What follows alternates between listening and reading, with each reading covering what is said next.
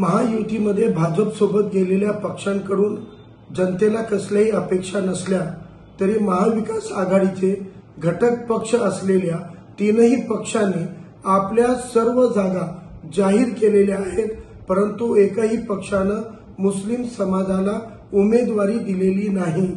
या पद्धतीनं महाविकास आघाडीला मुस्लिम समाजाचं मतदान हवंय, परंतु मुस्लिम समाजाला उमेदवारी न देऊन लोकप्रतिनिधित्व करण्याची, निवडणूक लढण्याचं आमच्या संवैधानिक अधिकारावर गदा आणण्याचं काम महाविकास आघाडी करत आहे। संविधान वाचवण्याच्या एकीकडे गप्पा असताना इतक्या मोठ्या संख्येनं महाराष्ट्रामध्ये 12% असलेल्या अल्पसंख्याक मुस्लिम समाजाला एकही उमेदवारी का देण्यात आली नाही?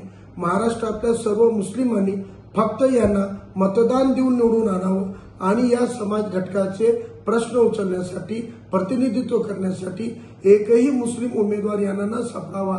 यामुळे महाविकास आघाडी सुद्धा एक कट्टर हिंदुत्ववादी मानसिकता मनवणाऱ्या भाजप महायुतीपेक्षा वेगळी नाही आणि वंचित बहुजन आघाडी एकमेव पक्ष आहे जे तळागाळातील सर्व समुदायांना, मुस्लिम समुदायांना 3 ते 4 लोकसभेच्या जागा या वंचित बहुजन आघाडीनं लोकसभेसाठी दिलेल्या आहेत। महाराष्ट्रातल्या सर्व जनतेला आमचं आव्हान आहे की आपलं अस्तित्व, संवैधानिक अधिकार आणि आपलं प्रतिनिधित्व हे आपल्याला अस्तित्वात आणण्यासाठी त्यांनी वंचित बहुजन आघाडीच्या पाठीशी उभे राहायला पाहिजे।